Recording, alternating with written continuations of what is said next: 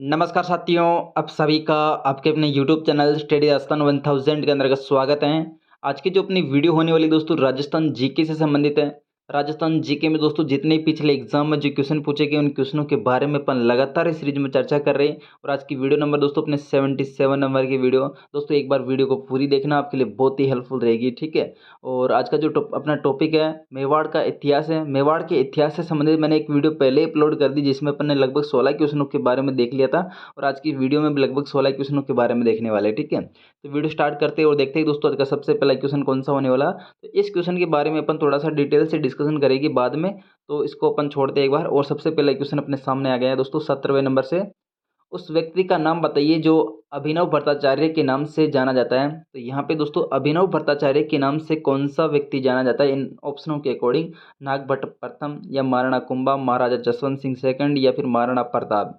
तो यहाँ पे दोस्तों अपन मेवाड़ के इतिहास के बारे में चर्चा कर रहे हैं। तो यहाँ पे दो ऑप्शन तो अपने कट हो जाएगी, क्योंकि एक तो अपने ये तो गुर्जर प्रतिहार वंश से संबंधित है और ये अपने मारवाड़ से संबंधित है, ठीक है। तो यहाँ पे ऑप्शन नंबर 2 ही बचते हैं केवल, एक तो महाराणा कुंभा है, एक महाराणा प्रताप है। तो ऑप्शन अपना राइट आंसर क्या हो जाएगा? महाराणा कुंभा है, जो कि किस नाम से जाना जाता है? अभिनव भट्टाचार्य के नाम से जाना जाता है, ठीक है।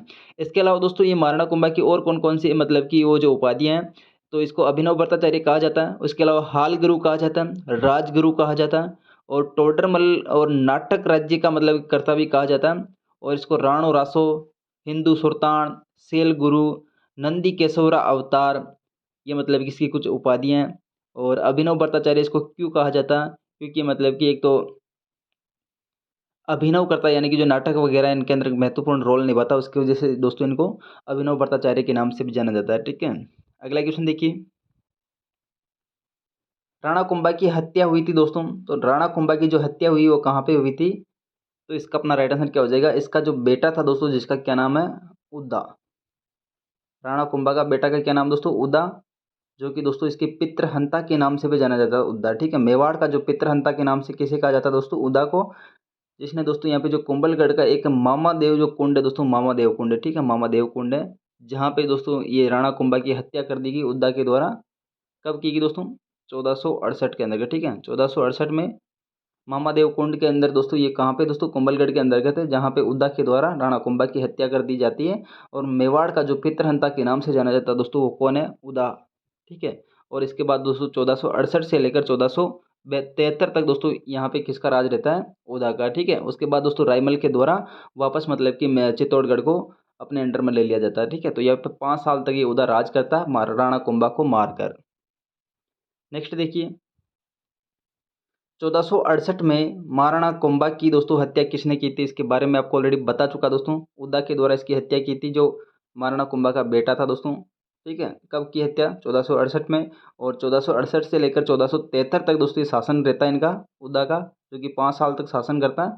उसके बाद में दोस्तों रायमल के द्वारा वापस ये चित्तौड़ अपने अंडर में ले लेता है, ठीक है।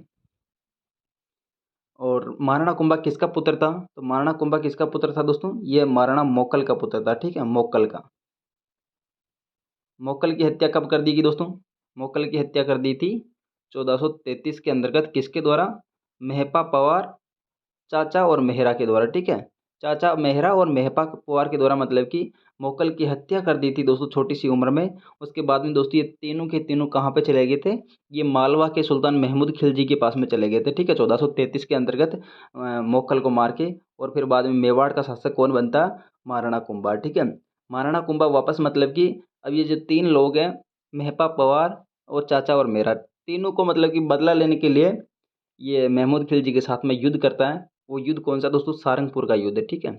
सारंगपुर का युद्ध, जो कि कब होता दोस्तों? 1437 के अंदर, ठीक है, 1437 में सारंगपुर का युद्ध हुआ था महाराणा कुंभा और महमूद खिलजी मालवा के बीच में, ठीक है। जो कि यहाँ पे विजय किसकी हुई थी? महाराणा कुंभा की विजय हुई थी। और इसके उपलक्ष्य में दोस्तों एक विजय स्तंभ का निर्माण करवाया 1440 के अंतर्गत, और 1448 में ये विजय स्तंभ का काम पूरा हो गया था, ठीक है। तो यहाँ पे अपना 1468 के अंदर महाराणा कुंभा की हत्या किसने की थी? उदा के द्वारा। और ये 5 साल तक शासन करता है। नेक्स्ट है, अगर दोस्तों वीडियो पसंद आ रही है तो वीडियो को लाइक कर दीजिएगा। केवल हम आपसे लाइक मांगते हैं, इसके अलावा कुछ भी नहीं मांगते, ठीक है। जैन विद्वान जो महाराणा कुंभा के दरबार में था, तो इनमें से ऐसा कौन सा ऑप्शन है जो कि जैन है दोस्तों और विद्वान है और महाराणा कुंभा के दरबार में था, ठीक है। तो यहाँ पे सभी के सभी जो ऑप्शन है लगभग जैन से संबंधित है, लेकिन महाराणा कुंभा के दरबार में कौन सा था? तो यहाँ पे अपना राइट आंसर हो जाएगा मुनि जैन सूरी। ठीक है, मुनि जैन सूरी, जिनसेन सूरी। ठीक है, मुनि जिनसेन सूरी जो कि महाराणा कुंभा के दरबार में था। नेक्स्ट देखिए, सन 1437 में मेवाड़ मालवा युद्ध का तत्कालीन कारण क्या था दोस्तों? तो यहाँ पे अपन को ऑलरेडी पता है दोस्तों, 1437 में एक युद्ध हुआ था जिसका क्या नाम दोस्तों? सारंगपुर का युद्ध। और ये युद्ध किसके बीच में होता है? मेवाड़ और मालवा के बीच में। ठीक है, मेवाड़ के महाराणा कुंभा और मालवा के महमूद खिलजी के बीच में ये युद्ध हुआ था। और इसका कारण क्या था तो इसके बारे में ऑलरेडी बता चुका दोस्तों। मोकल के हत्यारे जिनका नाम क्या दोस्तों? मेहपा पवार और चाचा और मेरा, जो कि कहाँ पे चले गए थे दोस्तों? मोकल को मार के ये मालवा के अंदर के चले गए थे। तो मेवाड़ वाले वापस इससे बदला लेने का मेन कारण था दोस्तों। ठीक है, तो यहाँ पे ऑप्शन नंबर अपना बी ठीक हो जाएगा। मालवा का मेहपा पवार, मालवा का मेहपा पवार को मेवाड़ को सौंपने से इनकार कर देता। ठीक है, जो मालवा का शासक था दोस्तों महमूद खिलजी, वो मेहपा पवार को मतलब कि मेवाड़ को सौंपने से इनकार कर देता। उसके बाद में दोस्तों सारंगपुर का युद्ध होता 1437 में, जहाँ पे दोस्तों मालवा की हार होती है और मेवाड़ की विजय होती है। और मेवाड़ की विजय के उपलक्ष्य में दोस्तों महाराणा कुंभा के द्वारा एक विजय स्तंभ का निर्माण करवाया जाता 1440 से लेकर 1448 के मध्य। ठीक है, नेक्स्ट देखिए, चित्तौड़ का विजय स्तंभ इनके द्वारा बनवाया गया। तो चित्तौड़ का जो विजय स्तंभ दोस्तों इनमें से किसके द्वारा बनाया गया? तो इसके बारे में आप सभी को पता है दोस्तों, राणा कुंभा के द्वारा ये निर्माण करवाया गया।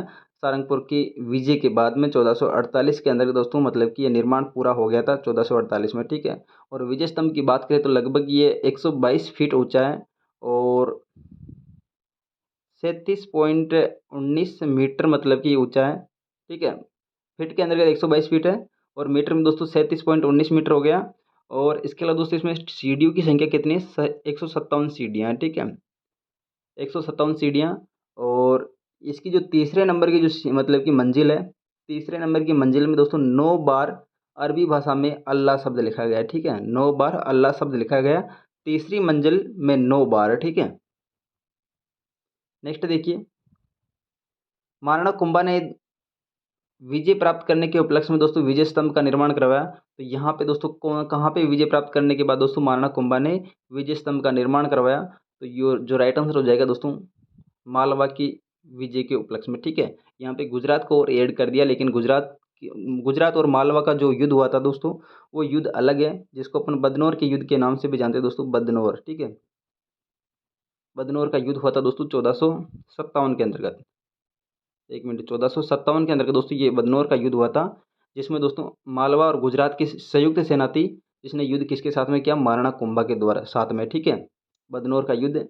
और ये बदनौर का युद्ध हुआ था दोस्तों, इससे पहले एक संधि हुई थी जिसका क्या नाम दोस्तों? चंपानेर की संधि। ठीक है, चंपानेर की संधि हुई थी, चंपानेर की संधि।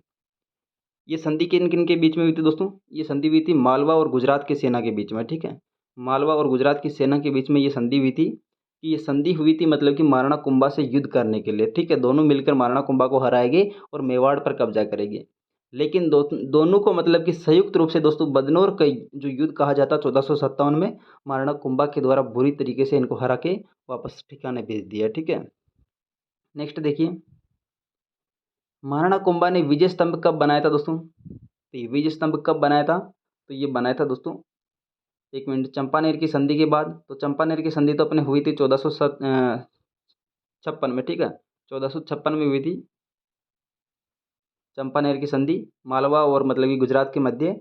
और सारंगपुर के युद्ध के विजय के उपलक्ष्य, ये ऑप्शन अपना ठीक है, क्योंकि ये जो सारंगपुर का जो युद्ध हुआ था दोस्तों ये कब हुआ था? 1437 में मालवा और मेवाड़ के मध्य, जहाँ पे दोस्तों मेवाड़ की विजय होती है। और जो मालवा का मतलब कि शासक था महमूद खिलजी, उसको मतलब कि बंदी बनाकर मेवाड़ की जेल में डाल देते हैं और 6 महीने के बाद वापस रिहा करते हैं। ठीक है, तो यहाँ पे दोस्तों जो मालवा का शासक है, मालवा का शासक मतलब कि रिहा होने के बाद में एक तो 1443 के अंतर्गत, एक 1447 के अंदर, सॉरी 46 के अंतर्गत, 1443, 1446, इसके बाद दोस्तों मतलब कि 1457, ये 3 बार मतलब कि मेवाड़ के ऊपर आक्रमण करता है दोस्तों। ठीक है, 3 बार।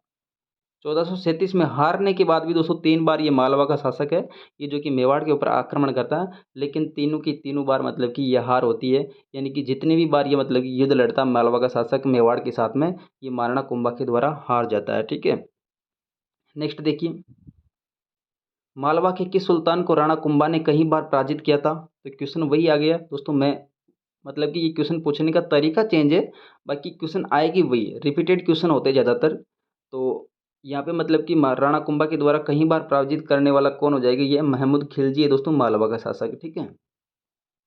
और यहाँ पे कब कब इसको पराजित किया था, 1437 के अंतर्गत, 37 के बाद में 43 है, 43 के बाद में 46 है, 46 के बाद में 56 है, 57 है सॉरी, ठीक है। बदनौर का युद्ध 1437, 1443, 1446 और 1457 के मध्य दोस्तों राणा कुंभा के द्वारा महमूद खिलजी को पराजित किया गया, ठीक है। नेक्स्ट देखिए, राजस्थानी वास्तुकला का जनक किसे कहा जाता है। तो राजस्थानी वास्तुकला का जनक किसे कहा जाता है, तो वास्तुकला के जनक के बारे में बात करें दोस्तों, ये कौन हो जाएगा, राणा कुंभा है, ठीक है। वास्तुकला का जनक अपने राजस्थान में टोटल मतलब कि मेवाड़ के अंतर्गत 84 दुर्ग, ठीक है। मेवाड़ के अंतर्गत 84 दुर्ग है, उनमें से 32 दुर्गों का निर्माता किससे माना जाता है, राणा कुंभा को, ठीक है। चित्तौड़ के विजय स्तंभ के बारे में अधोलिखित कथनों पर पढ़िए दोस्तों। तो यहाँ पे नीचे कुछ कथन दे रखे दोस्तों, चित्तौड़गढ़ के जो विजय स्तंभ उसके बारे में। तो यहाँ पे अपन इसको देखते हैं एक बार। इसका निर्माण दोस्तों मंडन की देखरेख में हुआ था, राणा कुंभा ने करवाया था। तो ये बात तो अपनी सही है कि राणा कुंभा ने इसका निर्माण करवाया, लेकिन दोस्तों ये मंडन की देखरेख में नहीं हुआ था।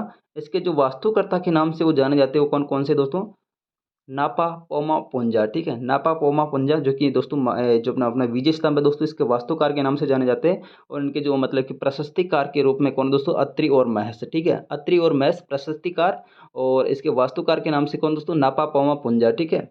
लेकिन यहाँ पे मंडन का ऑप्शन नहीं है। मंडन अपने दोस्त जो कुंभलगढ़ का दुर्ग है उससे संबंधित है, ठीक है। कुंभलगढ़ के दुर्ग से संबंधित है, तो ये ऑप्शन तो अपना गलत है, ठीक है। ये एक 8 मंजिला ढांचा है। तो दोस्तों जो विजय स्तंभ है ये 9 मंजिला ढांचा है, तो दूसरा ऑप्शन भी अपना गलत है, ठीक है। और विजय स्तंभ भगवान विष्णु को समर्पित है, तो ये बात अपनी सही है। लेकिन दोस्तों केवल थर्ड ऑप्शन सही है, तो ये ऑप्शन अपना किसी में भी मैच नहीं है दोस्तों, पहले में भी नहीं है, दूसरे में भी नहीं है, तीसरे में भी नहीं है, और चौथे में भी नहीं है, ठीक है। तो इसकी वजह से दोस्तों यहाँ पे अपना राइट आंसर क्या हो जाएगा, ये जो क्वेश्चन डिलीट माना गया बोर्ड के द्वारा, ठीक है। डिलीट माना गया क्वेश्चन है, ठीक है। ये क्वेश्चन डिलीट माना गया क्योंकि यहाँ पे ऑप्शन अपना एक भी मैच नहीं खा रहा, ऑप्शन अपना थर्ड सही है यहाँ पे, ठीक है। महाराणा कुंभा के शासनकाल में चित्तौड़ का वास्तुकार कौन था। तो यहाँ पे दोस्तों महाराणा कुंभा के शासनकाल में चित्तौड़ का वास्तुकार कौन था, यहाँ पे वास्तुकार तो केवल मंडन था, लेकिन मंडन के द्वारा दोस्तों विजय स्तंभ का मतलब कि देखरेख में निर्माण नहीं हुआ था। मंडन के द्वारा मतलब कि जो देखरेख में जो ज़्यादातर दुर्ग का निर्माण हुआ कौन सा था दोस्तों, कुंभलगढ़ का दुर्ग, ठीक है। कुंभलगढ़ के दुर्ग की देखरेख करने वाला कौन दोस्तों, मंडन है। और ये किसके शासनकाल में था दोस्तों, महाराणा कुंभा के शासनकाल में। कुंभा का गुजरात के साथ में संघर्ष का प्रारंभिक कारण क्या था दोस्तों। तो यहाँ पे जो कुंभा है मालवा के साथ में युद्ध क्यों करता है, उसके बारे में आपको ऑलरेडी पता था दोस्तों। क्योंकि वो मतलब कि एक तो अपना मेहपा पवार और चाचा मेहरा को मतलब कि मेवाड़ को देने से मना कर देते हैं, उसकी वजह से दोस्तों मालवा के साथ में युद्ध होता है कुंभा का। लेकिन गुजरात के साथ में ये युद्ध क्यों होता है, तो गुजरात की बात करें दोस्तों, यहाँ पे गुजरात के साथ में युद्ध क्यों होता है, ये नागौर जो विवाद था दोस्तों, नागौर विवाद, इसके कारण यहाँ पे दोस्तों गुजरात के साथ में युद्ध होता है, ठीक है। कुंभा का मतलब कि आपको मालवा के साथ तो पता चल गया क्यों युद्ध हुआ, लेकिन दोस्तों ये गुजरात है, गुजरात मतलब कि एक चंपानेर की संधि करता है मालवा के साथ में। तो ये चंपानेर की संधि दोस्तों ये मालवा के साथ में क्यों करता है, तो इसका जो कारण है दोस्तों नागौर विवाद है। नागौर विवाद की बात करें दोस्तों, नागौर विवाद में मतलब कि जो शासक था वो कौन था, शम्स खान। शम्स खान यहाँ पे शासक था नागौर के अंतर्गत, जो कि मतलब कि ये मेवाड़ के साथ में इसकी कुछ शर्तें थी, कि मेवाड़ के साथ में ये शर्तें थी कि यहाँ पे आप कोई भी दुर्ग वगैरह का निर्माण नहीं कराओगे, ठीक है। शम्स खान के साथ में शर्तें थी दोस्तों मेवाड़ की, कि आप नागौर के अंतर्गत कोई भी दुर्ग का निर्माण नहीं कराओगे। लेकिन दोस्तों यहाँ पे जो शम्स खान था ये नागौर के अंतर्गत दुर्ग बनाने लग गया था, उसकी वजह से दोस्तों महाराणा कुंभा ने यहाँ पे मतलब कि नागौर को अपने कब्जे में ले लिया था। तो यहाँ पे शम्स खान किससे मदद मांगने चला गया दोस्तों, गुजरात में मदद मांगने चला गया, ठीक है।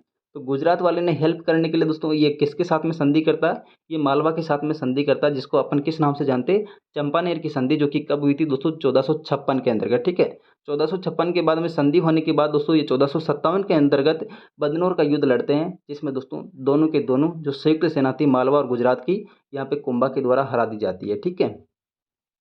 नेक्स्ट देखिए,